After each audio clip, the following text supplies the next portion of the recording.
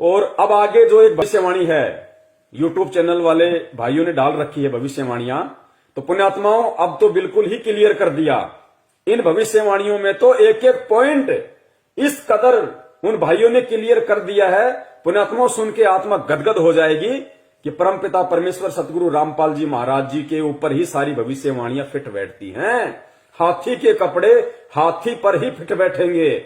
झोटे पे या गधे पे कोई बैठाने की कोशिश करेगा, मैं फिर कहता हूं, वो एंड में अपना मजाक बनवाएगा। तो अगली भविष्यवाणियां ध्यान से सुनिए परमपिता परमेश्वर सतगुरु रामपाल जी महाराज जी के लिए, क्योंकि एकमात्र बिंदु वही है सभी भविष्य वक्ताओं की, और कोई नहीं है। अरे भैया, किसी पे एक पे तो बैठे, एक भी भविष्यवाणी किसी एक पे तो फिट बैठे, लेकिन किसी पे नहीं बैठ रही सिवाय जगत गुरु के, सिवाय बंदी छोड़ सतगुरु रामपाल जी महाराज जी के। सुनिए। हेलो नमस्कार दोस्तों, स्वागत है आप सभी का। गाइज, कल हमने एक वीडियो डाली थी जिसमें हमने पंडित जी द्वारा बताई गई भविष्यवाणियों के बारे में बताया था आप लोगों को। उसमें बहुत सारे लोगों ने कहा था कि इसका सेकंड पार्ट भी लेकर आए। तो गाइज, आज हम हाजिर हैं उसके सेकंड पार्ट के साथ। इसमें जो वीडियो में बताएंगे पंडित जी द्वारा जो बातें बताएगी कल के अवतार के बारे में, ऐसी ऐसी बातें जो शायद आप लोगों ने आज तक सुनी ही ना हो। जब मेरे को वो बातें पता चली तो वाकई में मैं भी हैरान रह गया। तो वीडियो एक चीज नोट करना, ये हमारे जितने भी भाई बहन जो यूट्यूब पे वीडियो बना डाल रहे हैं भविष्यवाणियों को लेके, इन सब की नजर में, इन सब की दृष्टि में वो कल की बसा हुआ है, कलयुग के एंड में आने वाला। लेकिन फिर ये कह देते हैं कि वो आ चुका है, वो प्रकट हो चुका है। ये बेचारे भूल जाते हैं कि हमारी दृष्टि तो उस विष्णु अवतार के ऊपर है। तो फिर वर्तमान में कौन आ गया? अगर हम उसके विषय में भविष्यवाणियां कर रहे हैं तो वो तो लाखों वर्ष बाद आना है। फिर वर्तमान में कौन है जो प्रकट हो चुका है इन भविष्यवाणियों के अनुसार? तो इन सब बातों को आप और हमने समझना है कि ये सारी जो भविष्यवाणियां हैं, जो रियल कल की अवतार है परमपिता परमेश्वर सतगुरु रामपाल जी महाराज जी, उनको लेके हैं, उनके विषय में है। तो देखना, इनकी प्रत्येक भविष्यवाणी का एक एक शब्द, पुण्यात्माओं, एक शब्द भी इधर उधर क्या हो जाए, क्योंकि भगवान जब अपना काम करता है तो 101% पूरा करता है। भविष्य वक्ता भी उतनी ही भविष्यवाणी करेगा जितनी परमपिता परमेश्वर सतगुरु रामपाल जी महाराज जी उसका वॉल्यूम ऑन ऑफ करेंगे, उससे ज्यादा नहीं कर सकता। नास्त्रदमस ने उतना ही बोला जितना परमपिता परमेश्वर कबीर साहिब जी ने उनका वॉल्यूम ऑन ऑफ किया कि बेटा इतना ही बोलना है, क्योंकि मैं सेकंड कमिंग के रूप में कलयुग के दूसरे चरण में जब 8 सितंबर 1951 को धरती पे जाऊंगा दोबारा से, तो मैं वही लीला करूंगा जो लीलाएं आज मैं तेरे से बुलवा रहा हूं। तो परमेश्वर ने उनसे उतना ही बुलवाया जितना आज परमेश्वर को करना था। सुनते जाइए। इसमें जो वीडियो में बताएंगे पंडित जी द्वारा जो बातें बताएगी कल के अवतार के बारे में, ऐसी ऐसी बातें जो शायद आप लोगों ने आज तक सुनी ही ना हो। जब मेरे को वो बातें पता चली तो वाकई में मैं भी हैरान रह गया। तो वीडियो को पूरा एंड तक देखना ताकि आप लोगों को सारी बातें अच्छे से समझ में आ जाए। मेरे मित्र ने पंडित जी से लगभग हर तरह के सवाल पूछा जो आप लोगों के मन में भी आता है, मेरे मन में भी आता है। जिस प्रकार से कि जिस विनाश की बातें करी, यानी महायुद्ध की बातें करी, यानी वो आखिर होगा कब, उसकी एग्जैक्ट डेट क्या है, और जो कल की अवतार कह रहे हैं आएंगे, सतयुग लाएंगे, वो सब होगा कब, किस डेट को वो सब होगा, और अगर कल की अवतार हो चुका है तो वो कहाँ है, हमें दिखता कब है, वो कब आएगा हमारे सामने। ये सभी बातों के जवाब आपको आज की इस वीडियो में मिल जाएंगे। हो सकता है वीडियो थोड़ी सी लंबी हो जाए, परंतु आप अच्छे से धैर्य से पूरी वीडियो को सुन लेना। तो सबसे पहले मेरे मित्र ने उनसे पूछा कि क्या कल की अवतार का जन्म हो चुका है, धरती पर वो आ चुके हैं या नहीं आए। तो इस पर पंडित जी ने कहा कि कल की अवतार का जन्म तो 2000 सन से भी बहुत पहले हो चुका है, और उनको इस धरती पर अपना कार्य करते हुए बहुत साल हो चुके हैं। इस भाई ने, एक महान पंडित जी हैं, उनसे बातचीत की भविष्यवाणियों को लेके, क्योंकि परमात्मा थोड़ी बहुत दिव्य दृष्टि बुद्धि ऐसी आत्माओं को दे देते हैं जिनकी पिछले जन्म की भक्ति अच्छी होती है। तो पंडित जी से जब इन्होंने सवाल किए तो पंडित जी ने इन्होंने कहा कि वो कौन है भाई, कहां है, कब आएगा, जिसके विषय में पूरी दुनिया चिल्ला रही है, हमें मालूम कैसे पड़ेगा वो कौन है कल की अवतार। तो पंडित जी ने कहा कि कल की अवतार का जन्म तो सन 2000 से भी बहुत समय पहले हो चुका है। अब पुण्यात्माओं, एक चीज ध्यान रखना, क्योंकि जैसे गुरुदेव ने बताया ना कि इन नकली पंडितों ने इन नकली गुरुओं ने, संतों ने, इनको तत्व ज्ञान ना होने के कारण इन्होंने भगवान को, जैसे कि भाई श्री विष्णु जी रामचंद्र जी के रूप में आए तो मां के गर्भ से आए, उन्होंने जन्म लिया। फिर द्वापर में आए तो उन्होंने देवकी जी के गर्भ से जन्म लिया। तो इन्होंने भगवान को जन्म लिया हुआ माना। ये कभी सोच भी नहीं सकते थे कि भगवान कोई और है और वो प्रकट होता है। तो इन भविष्यवाणियों के अनुसार इन लोगों की धारणा भी यही है कि वर्तमान में जो कल्कि आएगा, जो वो तारणहार आएगा, वो भी किसी मां के पेट से जन्म लेके आएगा। अब गलती इनकी नहीं है बेचारों की, क्योंकि इनको सदियों से धर्मशास्त्रों का पाठ ही ऐसा पढ़ाया गया है। तो उस अनुसार ये बोल रहा है कि कल्कि महाराज जी जो हैं वो तो सन 2000 से भी बहुत पहले जन्म ले चुके हैं, लेकिन रियल स्थिति का आप और हमें पता है कि वो जन्म लेके आए हैं सन 2000 से बहुत समय पहले, 8 सितंबर 1951 के दिन, या फिर वो प्रकट होके आए हैं। क्योंकि बहुत सारे जो भविष्य वक्ता हैं वो जन्म की बात नहीं करते, वो प्रकट होने की बात करते हैं, जैसा कि आपने पहले भी आपने जो भविष्य वक्ता आपको बताए उन्होंने जिक्र किया। तो पंडित जी ने कहा कि जो कल्कि अवतार है वो तो सन 2000 से भी बहुत समय पहले ही जन्म ले चुका है।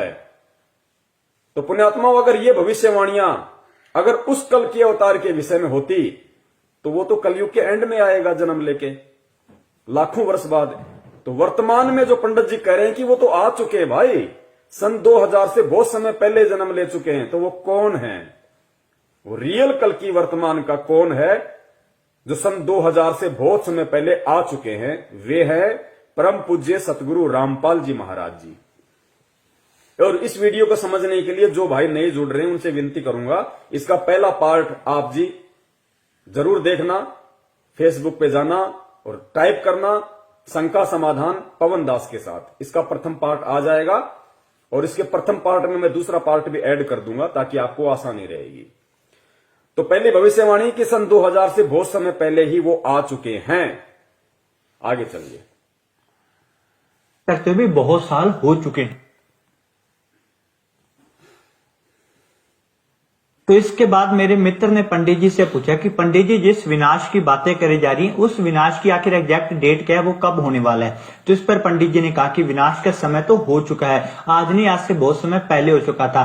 जब जब भी साइंटिस्टों ने इस प्रकार की भविष्यवाणी या बातें बताई कि दुनिया खत्म होने वाली, जिस प्रकार से 2012 में दिसंबर में बात कही जा रही थी कि 12 दिसंबर को दुनिया खत्म हो जाएगी, इससे पहले भी लगभग 1998 और पहले भी बहुत बार साइंटिस्टों ने इस प्रकार की बात कही है कि दुनिया खत्म हो जाएगी, इसके आसार बन रहे हैं। तो पंडित जी ने कहा कि तब धरती के विनाश का जो समय था वो निश्चित हो चुका था, परंतु जो कल्कि अवतार अपना कार्य कर रहे थे उन्होंने ही अपने प्रताप से वो समय को आगे आगे टालते आ रहे हैं। तो आपको बता दें कि 2012 पुण्यात्माओं ध्यान देना, ये विशेष टॉपिक है। जब इन्होंने पंडित जी से पूछा कि पंडित जी लोग कहते हैं कि भाई विनाश का समय नजदीक है, धरती पे विनाश होने वाला है, पूरी पृथ्वी का सत्यानाश होने वाला है, तो पंडित जी ने कहा कि भाई वो विनाश का समय तो बहुत पहले निकल चुका है, वो विनाश का समय तो बहुत पहले निर्धारित था।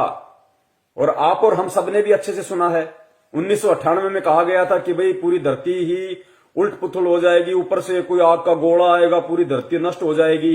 वो रियल था, वो फैक्ट था। लेकिन उससे पहले ही परमात्मा 8 सितंबर 1951 के दिन धरती पे प्रकट हो चुके थे। और परमेश्वर कहते हैं कि आग लगी है अंबर में, झड़झड़ पड़े अंगार, और जब संत ना होते पृथ्वी पे तो जल मरता संसार। तो परमपिता परमेश्वर सतगुरु रामपाल जी महाराज जी के पावन चरण 8 सितंबर 1951 से धरती पे टिके हुए हैं। विनाश के समय को परमेश्वर ने टाला है आप और हम आत्माओं के लिए, भक्ति करवाने के लिए, ताकि मेरे बच्चे जाग जाएं, मुझे पहचान जाएं, वो जान लें और मेरी शरण में आ जाएं। क्योंकि नास्त्रदमस ने कहा था कि वही एकमात्र शक्ति होगी पूरी दुनिया में, वो सायरन जो प्राकृतिक परिवर्तन भी कर सकता है। यानी भूकंप आना होगा उसको रोक भी सकता है, नहीं आना होगा तो भूकंप ला भी सकता है। तो इसी प्रकार सन 1998 में खूब भविष्यवाणियां हो रही थी कि धरती का विनाश होगा, ऊपर से कोई गोला पड़ेगा, यानी कोई ग्रह टूट के पड़ेगा या कोई जो भी है। तो वो बिल्कुल फैक्ट था। लेकिन उस परमपिता परमेश्वर सतगुरु रामपाल जी महाराज जी के प्रताप से, उनके दया से, उनकी मेहर से, क्योंकि भगवान जब पृथ्वी पे आता है तो ज्ञान का प्रचार करता है, और जब कुछ आत्माएं उनसे जुड़ जाती है तो उन आत्माओं की बदौलत फिर वो परमात्मा पृथ्वी पे एक अच्छा माहौल पैदा करता है धीरे धीरे, क्योंकि परमात्मा हर परिस्थिति को कम ज्यादा करने में सक्षम है। अब ये जो भविष्यवाणियां हो चुकी हैं कि भाई पृथ्वी का विनाश तो बहुत पहले ही निश्चित था, लेकिन उस सायरन संत के प्रभाव से वो समय टल चुका है।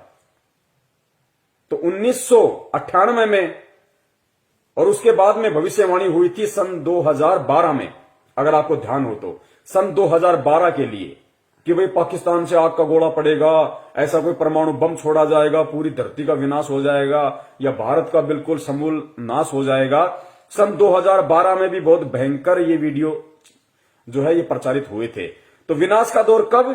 सन 1998 में। और विनाश का दौर फिर कब होना था? सत्यानाश इस देश का कब होना था? 2012 में। तो ये ध्यान रखना, ये परमपिता परमेश्वर ने जो घटनाएं हैं, प्राकृतिक घटनाएं, उनको कम ज्यादा करने में सक्षम है, क्योंकि वो सर्वशक्तिमान है, वो समर्थ है। कहते हैं साहिब से सब होता है, बंदे से कुछ नहीं। वो राई से पर्वत कर दे, फिर पर्वत से राई। वो कुछ भी कर सकता है परमात्मा। 1 सेकंड में पूरी पृथ्वी को उथल पुथल कर सकता है, 1 सेकंड में फिर वैसा का वैसा बना सकता है। किसी को मालूम भी नहीं पड़ेगा, सौपन भी नहीं महसूस होगा। अब ये दोनों जो घटनाएं हैं जो इस भाई ने बताई हैं पंडित जी के अनुसार, इन घटनाओं का आगे चल के क्या रिएक्शन होगा, पुण्यात्माओं देखना, आपकी आंखों से आंसू आएंगे कि परमपिता परमेश्वर इतना बलिदान आप और हम जैसे नीचों के लिए, 2 कौड़ी के जीवों के लिए भक्ति करवाने के लिए परमात्मा कितने कष्ट सहन कर रहा है। तो इन्होंने कहा कि जो विनाश था वो होना निश्चित था, जैसा कि 1998 में बोला जा रहा था, उसके बाद 2012 में। लेकिन उस संत ने अपनी पावर से उस विनाश को टाल दिया आगे से आगे, कि काश मेरे बच्चे समझ जाएं। ध्यान से सुनियो। तो इसके बाद मेरे मित्र ने पंडित जी से पूछा कि पंडित जी जिस विनाश की बातें करी जा रही हैं, उस विनाश की आखिर एग्जैक्ट डेट क्या है, वो कब होने वाला है? तो इस पर पंडित जी ने कहा कि विनाश का समय तो हो चुका है, आज नहीं आज से बहुत समय पहले हो चुका था। जब जब भी साइंटिस्टों ने इस प्रकार की भविष्यवाणी बातें बताई कि दुनिया खत्म होने वाली, जिस प्रकार से 2012 में दिसंबर में बात कही जा रही थी कि 12 दिसंबर को दुनिया खत्म हो जाएगी, इससे पहले भी लगभग 1998 और पहले भी बहुत बार साइंटिस्ट 2012 और 1998 का जिक्र मैं नहीं कर रहा, ये भाई खुद कर रहा है भविष्यवाणी के अकॉर्डिंग। आगे चल के परमात्मा साबित करवाएंगे कि उस सायरन संत से 2012 और 2098 में जो विनाश होना था उसका क्या संबंध है। तो इस पर पंडित जी ने कहा कि विनाश का समय तो हो चुका है, आज नहीं आज से बहुत समय पहले हो चुका था। जब जब भी साइंटिस्टों ने इस प्रकार की भविष्यवाणी बातें बताई कि दुनिया खत्म होने वाली, जिस प्रकार से 2012 में दिसंबर में बात कही जा रही थी कि 12 दिसंबर को दुनिया खत्म हो जाएगी, इससे पहले भी लगभग 1998 और पहले भी बहुत बार साइंटिस्टों ने इस प्रकार की बात कही है कि दुनिया खत्म हो जाएगी, इसके आसार बन रहे हैं। तो पंडित जी ने कहा कि तब धरती के विनाश का जो समय था वो निश्चित हो चुका था, परंतु जो कल की अवतार अपना कार्य कर रहे थे, उन्होंने ही अपने प्रताप से वो समय को आगे आगे टालते आ रहे हैं। तो आपको बता दें कि 2012 में सिर्फ साइंटिस्टों ने नहीं परंतु बहुत सारे भविष्यवक्ता, जिस प्रकार के इंग्लैंड के एंडरसन और माया कैलेंडर द्वारा भी इस बात के संदेश मिल रहे थे कि 2012 में दुनिया का विनाश हो जाएगा। और पंडित जी ने कहा कि तब विनाश तय था, परंतु कल की अवतार जो पृथ्वी पर मौजूद थे उनके कारण ही ये विनाश आगे टलता आ रहा है, और अगर वो इस पृथ्वी पर ना होते तो ये संसार कब का जल मरता। जब अगर वो संत इस पृथ्वी पे ना होता, वो कल की अवतार, तो ये संसार कब का जल मरता। माई कैलेंडर से लेके और इजराइल के कीरो ने भी भविष्यवाणियां कर दी थी सन 2012 के लिए और 1998 के लिए, जो पृथ्वी का विनाश तय था।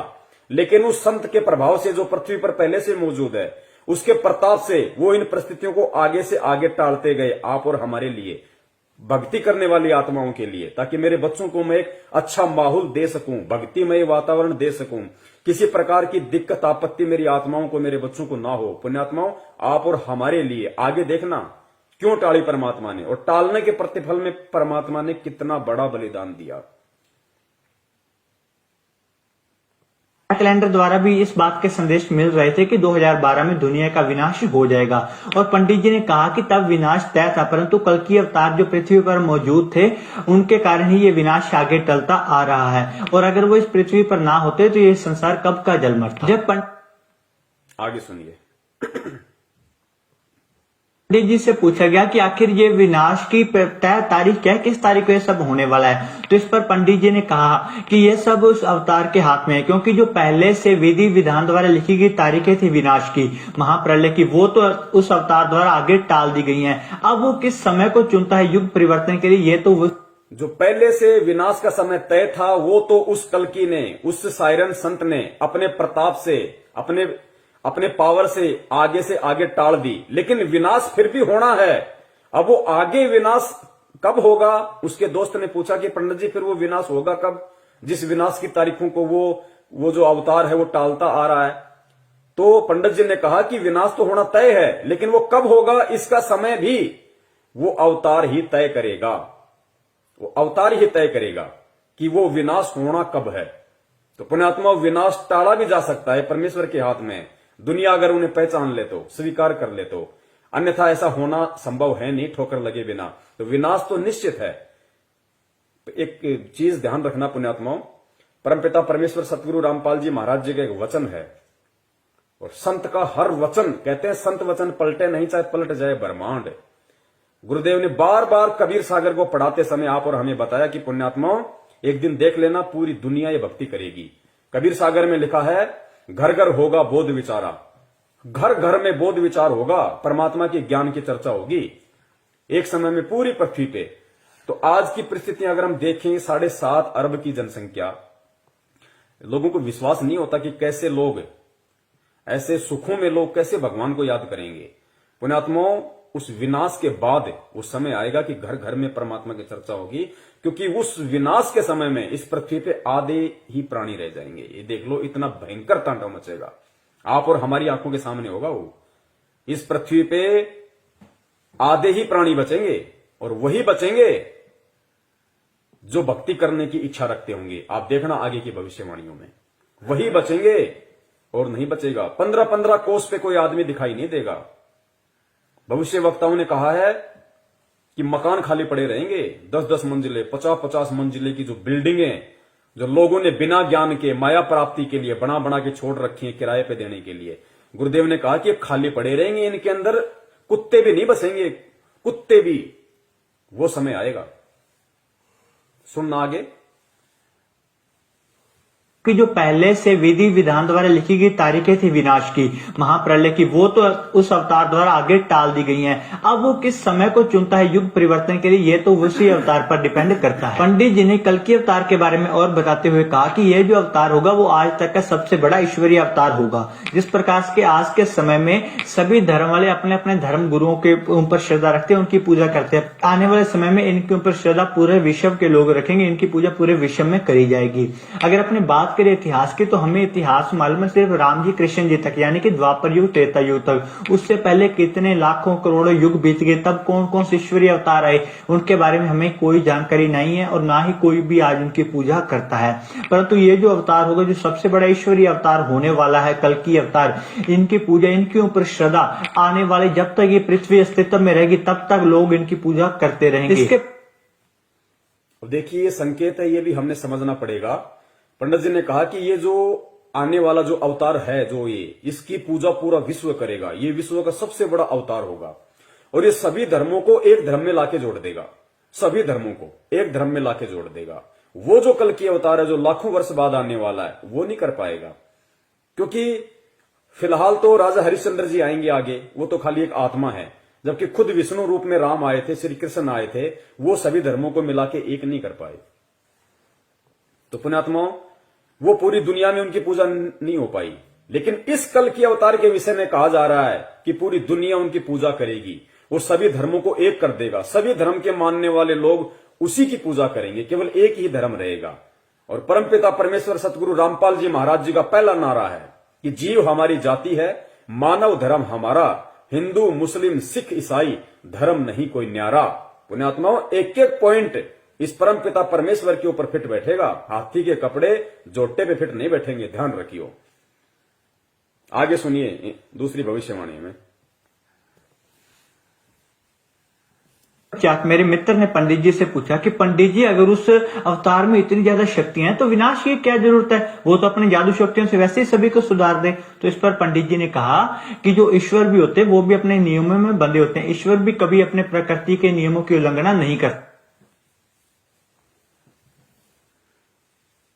पंडित जी ने आगे ये भाई कह रहा है कि मेरे दोस्त ने पंडित जी से पूछा कि पंडित जी, आप कह रहे हैं कि वो इतनी बड़ी पावर है, इतना बड़ा अवतार है, तो उसको ये विनाश करने टालने की क्या जरूरत है? वो तो पूरी दुनिया को अपने शरण में ले सकता है, सबको चमत्कार दिखा सकता है, वो तो कुछ भी कर सकता है। तो पंडित जी ने कहा कि देखो, जो ईश्वर होता है वो भी अपनी मर्यादाओं में बंधा होता है। ईश्वर भी जब इस पृथ्वी पे आते हैं तो इस इस प्रकृति के किसी भी नियम को नहीं तोड़ते। तो पुण्यात्माओं, ये सत्य है। परमपिता परमेश्वर कबीर साहिब जी का काल के साथ में वचन है। सत्संगों में गुरुदेव ने बताया ना कि बच्चों, मैं काल के साथ वचनबद्ध हूं। आदरणीय गरीबदास जी महाराज जी से परमेश्वर ने कहा कि भाई अनंत कोटि बाजी जहां हम रचे सकल ब्रह्मांड, पर गरीबदास मैं क्या करूं, यो काल करे जीव खंड। कि मैं यहां पे मजबूर हूं, समर्थ होते हुए भी मैं मजबूर हूं, क्योंकि मेरा खुद का वचन इस काल को दिया हुआ है कि भाई जोर जबरदस्ती नहीं करूंगा, मैं ज्ञान प्रचार करूंगा, ज्ञान दूंगा, सत्य बताऊंगा, सत्संग करूंगा। जो उस सत्संग को स्वीकार जो करेगा, जो बुराइयों को त्याग देगा, जो मेरे शरण में आके भक्ति करेगा, वो मेरा, बाकी आपका। तो पुण्यात्माओं, वो खुद ईश्वरीय अवतार स्वयं ही कबीर परमेश्वर जो आए हुए हैं संत रामपाल जी महाराज जी के रूप में, वो भी प्रकृति के नियमों को नहीं तोड़ते परमात्मा। तो ये सिद्ध होता है कि धरती पे परमात्मा मौजूद है। क्यों नहीं तोड़ते नियमों को?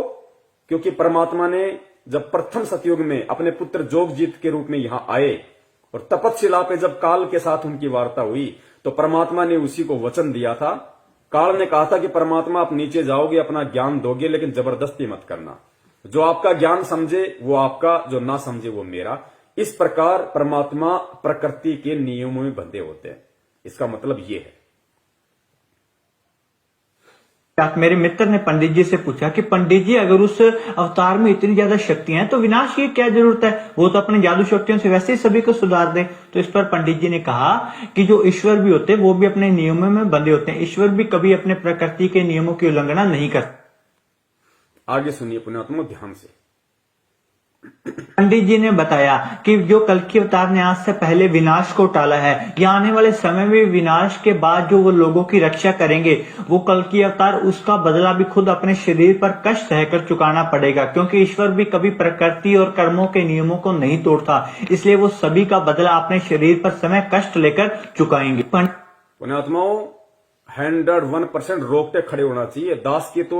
दास तो बहुत बारी भविष्यवाणी सुन चुका है, क्योंकि दास वीडियो बना रहा है। तो यूट्यूब से दास ने वीडियो लिया, फिर इसको कई बार सुना, और दास ने जब अब भी इसको सुना है तो दास के रोंगटे खड़े हो गए।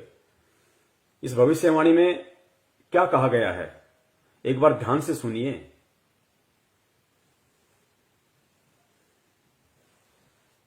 पंडित जी ने बताया कि जो कल्कि अवतार ने आज से पहले विनाश को टाला है, या आने वाले समय में विनाश के बाद जो वो लोगों की रक्षा करेंगे, वो कल्कि अवतार, उसका बदला भी खुद अपने शरीर पर कष्ट सहकर चुकाना पड़ेगा। क्योंकि ईश्वर भी कभी प्रकृति और कर्मों के नियमों को नहीं तोड़ता, इसलिए वो सभी का बदला अपने शरीर पर समय कष्ट लेकर चुकाएंगे। पंडित जी ने इतिहास का उदाहरण, इन्होंने कहा कि पंडित जी ने इनको कहा, इनके पूछने पे, कि वो जो कल्कि अवतार होगा, जो तारणहार होगा, और उसने पृथ्वी के विनाश के समय को जो टाला है, यानी सन 1998 में जो पृथ्वी का विनाश होना था, निश्चित था। परमपिता परमेश्वर सतगुरु रामपाल जी महाराज जी ने, उस अवतारी महापुरुष ने उस विनाश को टाला। और उसके बाद में 2012 में जो विनाश निश्चित था, उस विनाश को उस परमात्मा ने टाला, आगे बढ़ाया समय को, और फिर कहा कि आने वाले समय में जो विनाश होने वाला है, उस विनाश में वो जिन जिन आत्माओं की रक्षा करेगा, क्योंकि पुण्यात्माओं, उस विनाश में हम बच जाएं, या हमारे जैसे और भाई बहन बच सकें, इतने पुण्य हमारे पास नहीं है। परमात्मा अपने पुण्यों से, परमात्मा अपने प्रभाव से, अपनी शक्ति से, प्रकृति के नियमों को तोड़ते हुए, पुण्यात्मा देख लो, बाप अपने बच्चों के लिए क्या क्या नहीं करेगा। परमात्मा, क्योंकि काल को चाहिए हिसाब, भाई चाहे कोई मरो कोई बचाओ, मुझे जितने मारने थे मुझे उतने चाहिए। तो परमात्मा अपनी तरफ से, अपने कोटे से हमारी रक्षा करेगा आने वाले समय में, हम भक्तों की भी। और 1998 में जिस विनाशकारी समय को परमात्मा ने आगे बढ़ाया, क्योंकि वो निश्चित था, वो प्रकृति ने निश्चित कर रखा था, काल ने विनाश का समय निश्चित कर रखा था, लेकिन परमात्मा ने उसको आगे बढ़ा दिया, टाल दिया। फिर 2012 में उस विनाश के समय को टाल दिया। तो पंडित जी ने कहा कि भगवान भी कभी प्रकृति के नियमों को नहीं तोड़ते। भगवान ने प्रकृति को पूरा हिसाब देना है, उसको पूरा हिसाब देगा परमात्मा कि भाई तेरे इसमें हस्तक्षेप नहीं करूंगा मैं। काल की नजरों में तो विनाश हो चुका। काल को नहीं पता कि पृथ्वी पे बिल्कुल सही वातावरण है।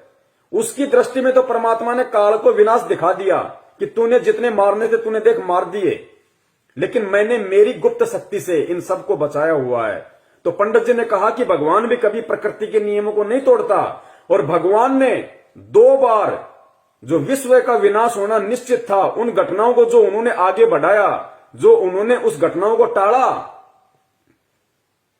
उसका बदला वो अवतार अपने शरीर पर कष्ट सह के चुकाएगा। पुण्यात्माओं, 1998 का जो प्रकृति को परमात्मा ने बचाया, पूरी दुनिया को परमात्मा ने बचाया, धरती पे आके 1998 में जो विनाश होना था, उसका बदला परमात्मा को अपने शरीर पे सन 2006 में जेल जाके कष्ट उठा के, कोड़े खा के, 3rd डिग्री लेके चुकाना पड़ा परमात्मा ने। 1998 के विनाश को आप और हम जैसे दुष्टों से भक्ति करवाने के लिए, राजनीति करवाने के लिए नहीं, आरक्षणबाजी करवाने के लिए नहीं, हम जैसे दुष्टों से भक्ति करवाने के लिए, हमारे आत्म कल्याण के लिए परमात्मा ने 1998 का जो निश्चित था विनाश, उसको टाला और काल के डॉक्यूमेंट्स में उसको पूरा किया, अपने शरीर पे कोड़े खाके। सन 2006 में परमात्मा जब करोथा कांड हुआ, जेल गए, 2008 में आए, और करोथा कांड में दास ने पहले भी जिक्र किया था, पुण्यात्मा रोहतक जेल में थे परमात्मा। परमेश्वर का रिमांड, क्योंकि वो परमेश्वर को परमेश्वर नहीं मानते, क्योंकि परमेश्वर एक आम व्यक्ति की भूमिका में है। रिमांड हुआ परमात्मा का, अपने शरीर पे परमात्मा ने कोड़े खाए, कष्ट सहन किया। हिसार रोहतक जेल में परमेश्वर के रिमांड के दौरान जो अंदर जो व्यक्ति थे, जो बताते हैं कि छाती के बाल तक उखाड़ लिए गए थे परमपिता परमेश्वर सतगुरु रामपाल जी महाराज जी के। वो कष्ट परमात्मा ने आप और हम जैसे दुष्टों के लिए सहन किया, जो पंडित जी अपनी भविष्यवाणी में बता रहे हैं। हालांकि उन्हें नहीं पता वो कौन है, लेकिन उसका निर्णय तो आज आप और हम करेंगे, क्योंकि वो दृष्टि परमात्मा ने आप और हमें दी है। तो 1998 का जो विनाश था, उसको परमेश्वर ने टाला, और उस विनाश की सजा परमेश्वर ने 2006 में अपने शरीर के ऊपर ली। फिर 2012 का विनाश था, परमात्मा ने उसको टाला, और उस विनाश की सजा परमात्मा ने 2014 के बाद में 4 बार परमेश्वर का रिमांड वहां पे हुआ। इस बात को आप और हम समझ सकते हैं कि परमेश्वर आम संत की भूमिका में है, और जेल वाले उन्हें कोई भगवान नहीं मानते, कोई परमात्मा नहीं मानते, उनकी नजर में वो कैदी है, मुजरिम है।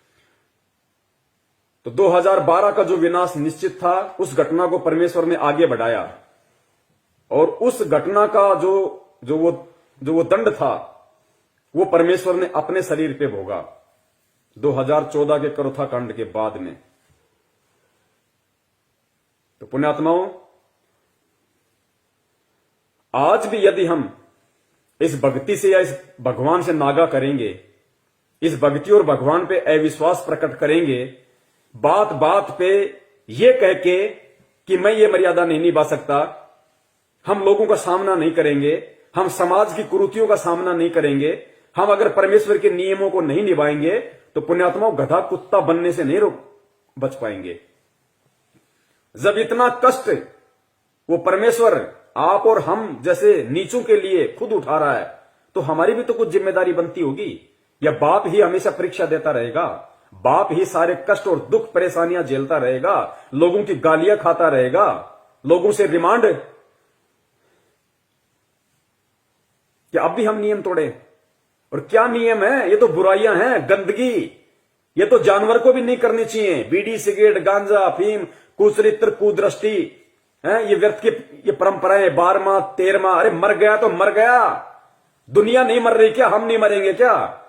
हम सर का मुंडन करवा लेंगे तो क्या वो जिंदा हो जाएगा? 2 पंडितों को बैठा के उनका पेट भर देंगे तो क्या जिंदा हो जाएगा? उसके नश्वर शरीर का, उसके मिट्टी शरीर की अस्थियां गंगा जी में जाके भवाएंगे, क्या वो मुक्त हो जाएगा? हम तो उल्टा गंगा जी को दूषित करने का पाप अपने सिर पे मोल ले रहे हैं। कौन से नियम है? क्या नियम है? ये तो बुराइयां हैं, ये तो किसी को भी नहीं करने चाहिए। और हम कहते हैं कि ये हमसे हो नहीं पाएंगे। मैं मेरे पति का विरोध नहीं सहन कर पा रही, मैं मेरी पत्नी का विरोध नहीं सहन कर पा रही, मेरी पत्नी कह रही है या तो बाबा रामपाल के पीछे रह ले या मेरे को छोड़ दे। अरे भाड़ में जाए ना पत्नी, कितनी बार मिल गई ऐसी पत्नी हमें? कौन सा हमारा उसने उद्धार कर दिया? हमारा शरीर खा गई, हमारा पैसा खा गई, जवानी खा गई, कौन सा हमारा उसने उद्धार कर दिया? तो पुण्यात्माओं, अब दृढ़ हो जाओ। चाहे बाप हो, चाहे बेटा हो, चाहे बेटा बाप का विरोध करे, चाहे बाप बेटे का विरोध करे, चाहे पति पत्नी का विरोध करे, चाहे पत्नी पति का विरोध करे, चाहे समाज विरोध करे, चाहे कुछ भी विरोध करे, दृढ़ हो जाओ परमेश्वर पे दृढ़। और जब दृढ़ हो जाओगे ज्ञान आधार से, तो परमेश्वर फिर झुकने नहीं देंगे। भगवान भी तो कोई चीज है, फिर भगवान का रोल कहां होगा? वो कब काम आएंगे? और परमेश्वर कहते हैं, जय तू चाले एक कदम मैं चालू कदम 60, कि तू एक कदम तो मेरे लिए आगे बढ़, मेरे लिए संघर्ष कर। मैं चालू कदम 60, मैं 60 कदम आगे रहूंगा तेरे से, तेरा रक्षक बन के झाड़ू निकालूंगा तेरे आगे, तेरे भक्ति रूपी सफर में तेरे जीवन में कोई परेशानी कांटा ना चुभ जाए। जय तू चाले एक कदम मैं चालू कदम 60, और जय तू हो जा काठ का मैं हो जाऊं लोहे की लाठ। तू एक बार लकड़ी के जितना मजबूत तो बन, मैं लोहे की तरह मजबूत बन के तेरे आगे खड़ा हो जाऊंगा। तो पुण्यात्मा, डरना छोड़ो, घबराना छोड़ो। बड़ी मुश्किल से भगवान ने आप और हमारे को पकड़ा, हम नहीं पकड़ सकते। बड़ी मुश्किल से परमेश्वर ने हमारा हाथ पकड़ा है। गलतियां करके हाथ मत छुटाओ, ये नादानी बहुत महंगी पड़ेगी। तो उस विनाश को जो रोकने की सजा पंडित जी की भविष्यवाणी के अनुसार वो संत, वो अवतार अपने शरीर पे कष्ट सह के चुकाएगा, क्योंकि वो प्रकृति के नियम नहीं तोड़ता। तो पुण्यात्माओं, 1998 का विनाश परमेश्वर ने रोका, और उसकी सजा परमेश्वर ने अपने शरीर पे 2006 में भोगी। 2012 का परमात्मा ने विनाश रोका, पूरी पृथ्वी को उस परमात्मा ने बचाया। जो आज उसका विरोध कर रहे हैं उनको भी बचाया, क्योंकि सब परमेश्वर की आत्माएं। उसकी सजा परमेश्वर ने 2014 के बरवाला कांड में उठाई। ये भविष्यवाणियां हैं। क्या किसी संत महंत पे खरी उतर रही हैं? क्या किसी शंकराचार्य पे भविष्यवाणियां खरी उतर रही हैं? किस पे उतर रही हैं? उसी पे उतरेंगी जो तारणहार होगा, जो उद्धार करता होगा, जो पूरी दुनिया पे राज करेगा। राज भी वही करेगा जो आज अपने शरीर पे कष्ट उठा के आप और हमें राज करवा रहा है। आने वाले समय में वो राज भी वही करेगा। जो कल्कि अवतार ने आज से पहले विनाश को टाला है, या आने वाले समय में विनाश के बाद जो वो लोगों की रक्षा करेंगे, वो कल्कि अवतार उसका बदला भी खुद अपने शरीर पर कष्ट सहकर चुकाना पड़ेगा। क्योंकि ईश्वर भी कभी प्रकृति और कर्मों के नियमों को नहीं तोड़ता, इसलिए वो सभी का बदला अपने शरीर पर समय कष्ट लेकर चुकाएंगे। पंडित जी ने इतिहास का उदाहरण देते हुए कहा कि जिस प्रकार से श्री राम जी ने जब बाली का वध करा था तीर मारकर, तो उन्होंने भी उसका बदला चुकाया था श्री कृष्ण जी के रूप में जन्म लेकर, क्योंकि श्री कृष्ण जी की मृत्यु भी तीर लगने से हुई थी। तो ये जो कर्मों का नियम है, ये सभी पर लागू होता है। कर्मों का बदला चुकाना ही पड़ता है। और ये जो कल्कि अवतार हैं, अगर ये भी जो जिस प्रकार से विनाश को आगे टाल रहे हैं, लोगों के कष्टों को दूर करेंगे, या जब विनाश होगा पृथ्वी पर तब जो लोगों को कष्टों को दूर करेंगे, तो उसका बदला भी इनको खुद के ऊपर चुकाना पड़ेगा। फिर चाहे वो सांसारिक रूप में अपने जो बाहरी। और दूसरा पुण्यात्मा, ध्यान रखना, भक्ति तो हम करते नहीं, और बात बात पे परमात्मा से प्रार्थना कर देते हैं हजारों। सिर में दर्द हो गया तो परमात्मा से प्रार्थना, खांसी हो गई तो परमात्मा से प्रार्थना, और कोई बीमारी हो गई तो परमात्मा से प्रार्थना, घर में पैसा नहीं तो परमात्मा से प्रार्थना, लड़की के लड़का नहीं हुआ तो परमात्मा से प्रार्थना, 2 दिन काम धंधा सही नहीं चला तो परमात्मा से प्रार्थना। हम इतने बड़े मंद बुद्धि हैं। अरे परमेश्वर हमें हमारी प्रार्थनाओं के ऊपर जो हमारी रक्षा कर रहे हैं, हमारी नासमझी के चलते भक्ति हम करते नहीं। गुरुदेव ने कहा कि बेटा, भक्ति से सब चीजों का सब कुछ होगा, लेकिन भक्ति हम करते नहीं। डिमांड परमात्मा से रोजाना लाख कर देते हैं, और काल भगवान तो यही करता है, परमात्मा को दुखी संगत में छोड़ दिए इन काल एजेंटों ने। ये लो जी, सतलोक आश्रम मैनेजमेंट हरियाणा की ये प्रार्थनाओं के नंबर, इन पे प्रार्थना लगाओ, इन पे प्रार्थना लगाओ। भक्ति कोई करता नहीं, प्रार्थना लगाओ, खुद भी लुटो, परमात्मा को भी दुखी करो। दुखी कैसे? अगर परमेश्वर हमारे कष्ट हरेंगे तो इस पृथ्वी का नियम है, इस ब्रह्मांड का नियम है। अगर परमेश्वर हमारी बीमारियां ठीक करेंगे तो हमारे पास तो भक्ति है नहीं, हम तो भक्ति करते नहीं।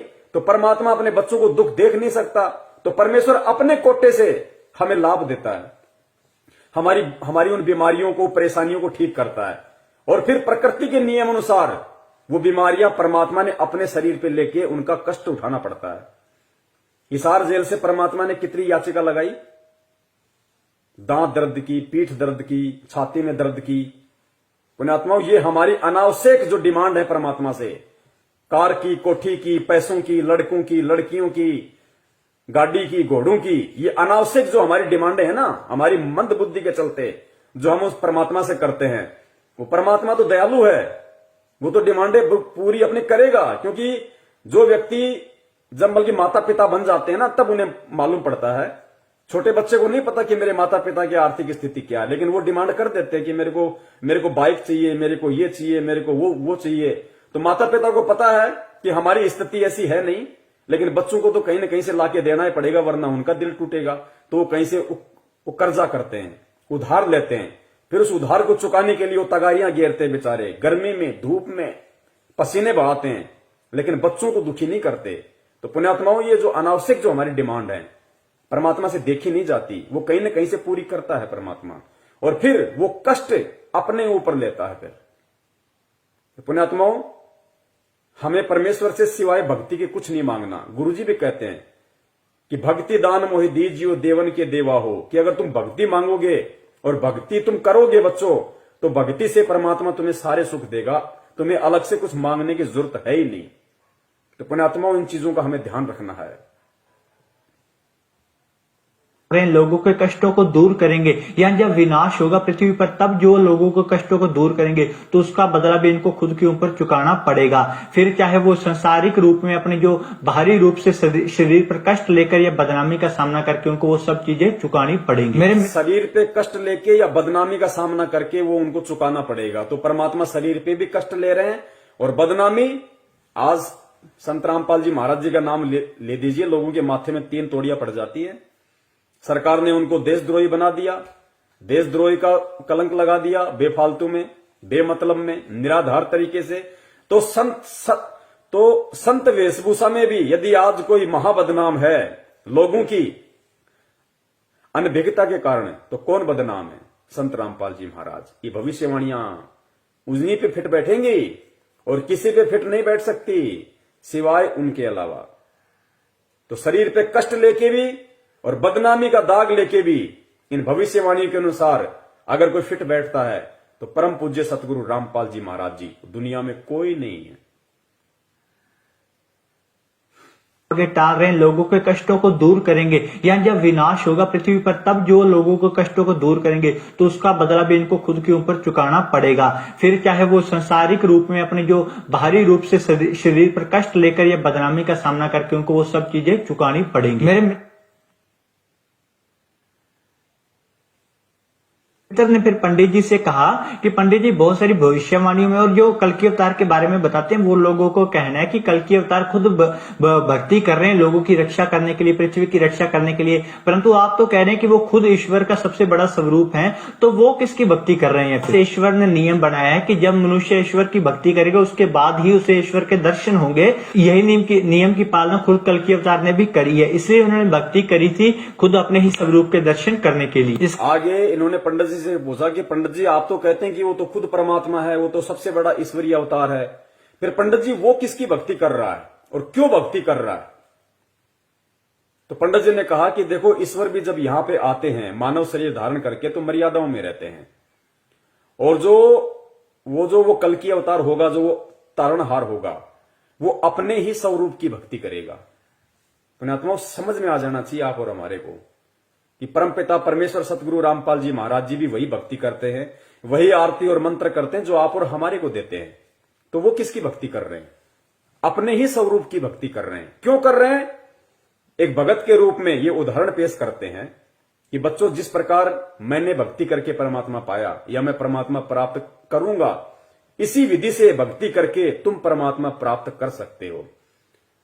इसलिए खुद ईश्वर होने के बावजूद भी मानव शरीर धारण करने के बाद में उन मर्यादाओं में बंध के खुद वो परमात्मा अपने ही स्वरूप की भक्ति करता है।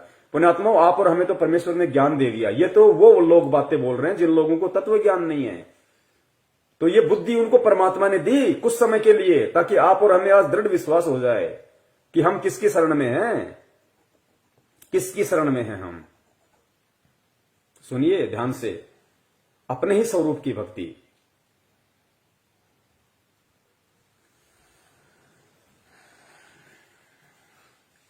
मित्र ने फिर पंडित जी से कहा कि पंडित जी बहुत सारी भविष्यवाणियों में और जो कल के अवतार के बारे में बताते हैं वो लोगों को कहना है कि कल के अवतार खुद भक्ति कर रहे हैं लोगों की रक्षा करने के लिए, पृथ्वी की रक्षा करने के लिए, परंतु आप तो कह रहे हैं कि वो खुद ईश्वर का सबसे बड़ा स्वरूप है, तो वो किसकी भक्ति कर रहे हैं? ईश्वर ने नियम बनाया है कि जब मनुष्य ईश्वर की भक्ति करेगा उसके बाद ही उसे ईश्वर के दर्शन होंगे। यही नियम की पालना खुद कल के अवतार ने भी करी है, इसलिए उन्होंने भक्ति करी थी खुद अपने ही स्वरूप के दर्शन करने के लिए।